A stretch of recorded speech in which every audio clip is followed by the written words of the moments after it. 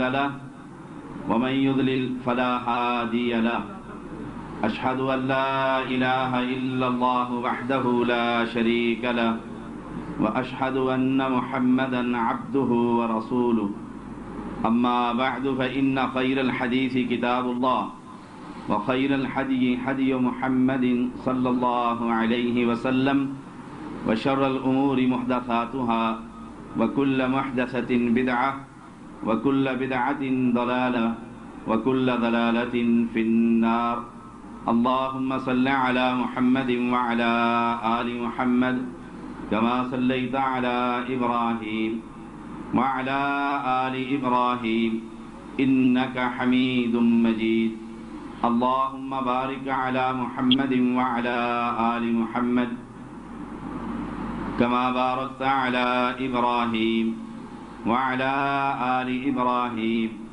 إنك حميد مجيد فأعوذ بالله السميع العليم من الشيطان الرجيم بسم الله الرحمن الرحيم الف لام را کتاب احکمت آیاته ثم فصلت من لدن حکیم خبیر الا تعبدوا الا اللہ اننی لکم منہ نذیر وبشیر۔ سچی بات ہے کہ آج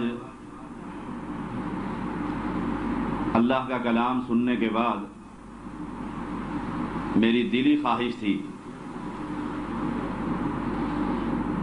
کہ میرے وقت پر یہ قرآن ہی سنا جائے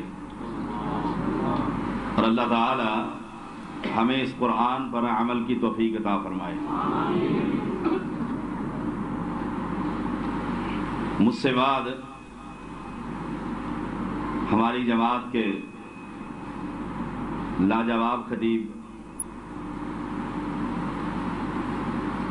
پروفیسر عبدالرزاق ساجد حافظہ اللہ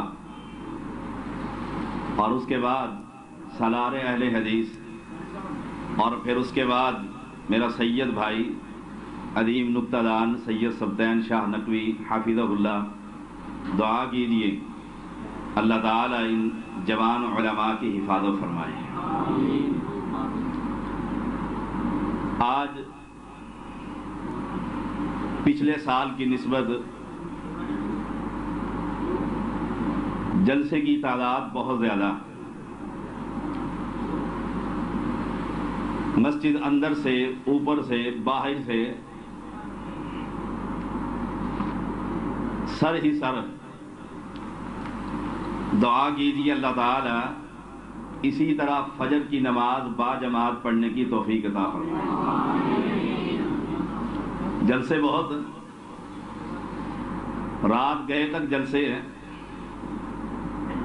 لیکن بعض دفعہ ایسا ہوتا ہے کہ فجر کی نماز میں گنتی کے افراد ہوتے ہیں، ایسے جلسوں کا فائدہ نہیں۔ آپ توحید کو ماننے والے اہل حدیث ہیں، اس دعوت کو عام کیجیے۔ یہ دعوت بڑی نرالی دعوت، بڑا انوکھا پیغام ہے۔ کائنات میں اللہ نے جتنے نبیوں کو بھیجا، وَلَقَدْ بَعَثْنَا فِي كُلِّ أُمَّةٍ رَسُولًا أَنِ اعْبُدُوا اللَّهَ، ہر ایک کا پیغام اللہ کی توحید۔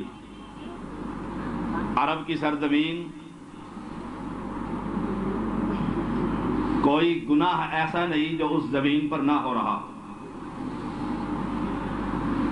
زنا کے مراکز، سود کا کاروبار، قتل و غارت کا بازار،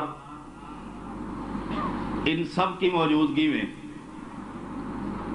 امام الانبیاء محمد الرسول اللہ صلی اللہ علیہ وسلم نے قوم کو کیا دعوت دی تھی؟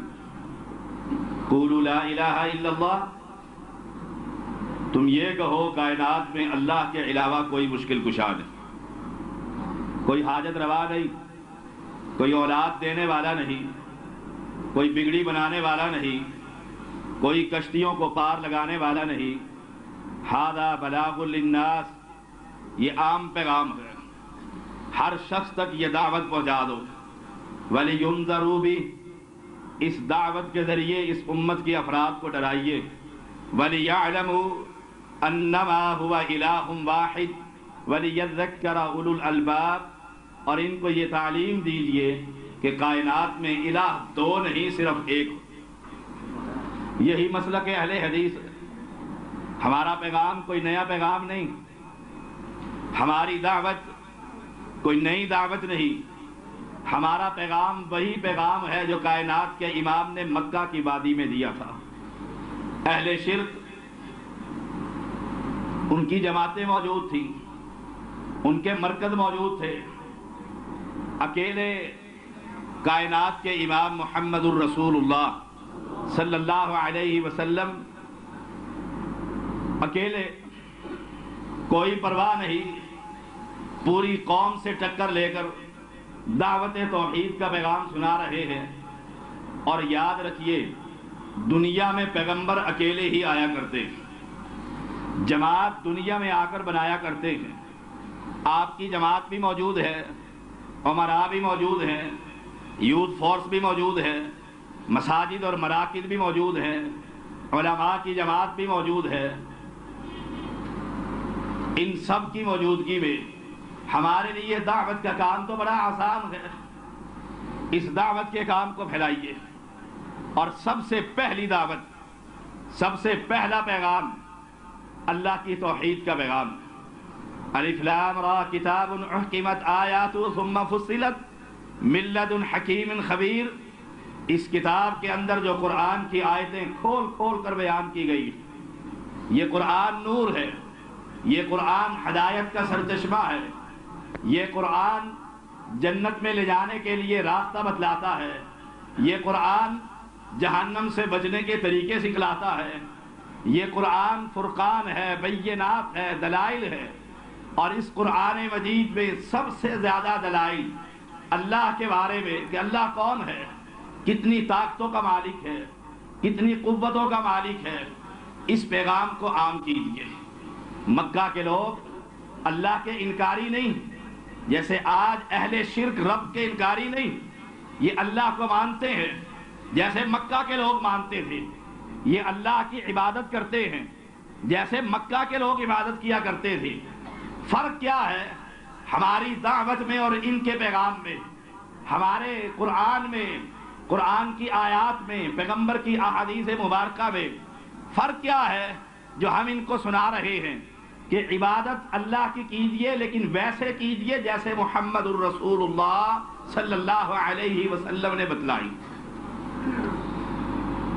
غیر اللہ کی عبادت کو چھوڑ دیجئے. اور قرآن مجید پڑھ کر دیکھیے، میں کہا کرتا ہوں کہ اس قرآن کو اپنی زبان میں پڑھیے. رب کا واسطہ دیتا ہوں، اسے اپنی زبان میں پڑھیے کہ اللہ کہتا کیا ہے.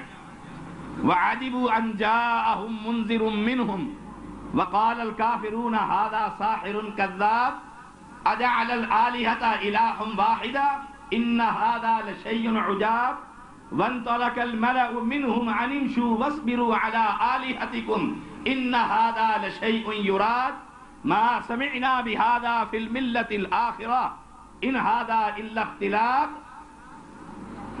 یہ تعجب کی دعوت، یہ حیرانگی، یہ تو مکہ کے لوگ بھی کرتے تھے. وہ بھی کہا کرتے تھے کہ ہمارے اندر ہی سے ایک پیغمبر کھڑا ہو جائے. دیکھیے کتنا فرق ہے. مکہ کے لوگ اللہ کے پیغمبر کو پیغمبر نہیں مانتے تھے کہ ہمارے اندر ہی پیدا ہوا ہے. آج کا مشرک اللہ کے پیغمبر کو نبی تو مانتا ہے مگر انسان نہیں مانتا. دونوں میں اشتراکیت دیکھ لیجئے، مشترک چیزیں دیکھیں. وہ پیغمبر کے انسان ہونے کے انکاری نہیں، کیونکہ پیغمبر ان کے سامنے پیدا ہوئے، جوان ہوئے، بچے تھے، دودھ پیا، نبوت کا اعلان کیا. آج کا مشرک اللہ کے نبی کو نبی مانتا ہے لیکن انسان نہیں مانتا. یہ وہ دعوت ہے، یہ وہ پیغام ہے جو دلوں کو چبھتا. نماز کی دعوت، روزے کی دعوت، جہاد کی دعوت، تبلیغ کی دعوت، چلے کا پیغام، اس پیغام سے کسی کو تکلیف نہیں ہوتی۔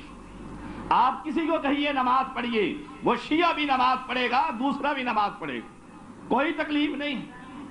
آپ کہیے روزہ رکھیے، وہ کوئی پہلے کھولے گا، کوئی بعد میں کھولے گا۔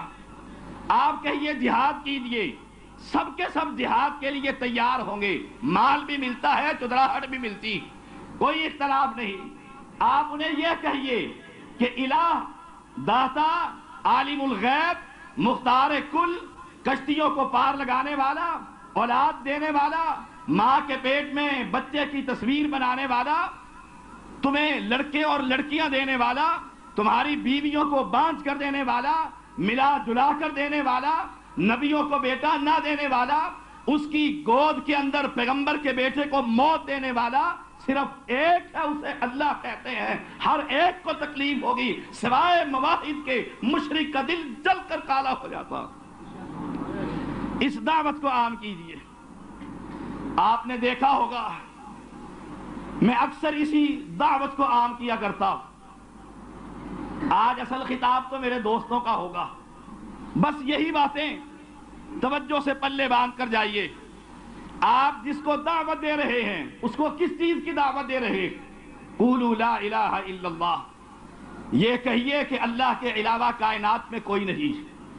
وما یؤمن اکثرهم باللہ الا وهم مشرکون، اکثریت امت محمدیہ کی مشرک ہو چکی، کلمہ پڑھتی، لا الہ الا اللہ کا اقرار کرتی ہے، قرآن کہتا ہے انہیں خبر نہیں کہ لا الہ الا اللہ کا مطلب کیا۔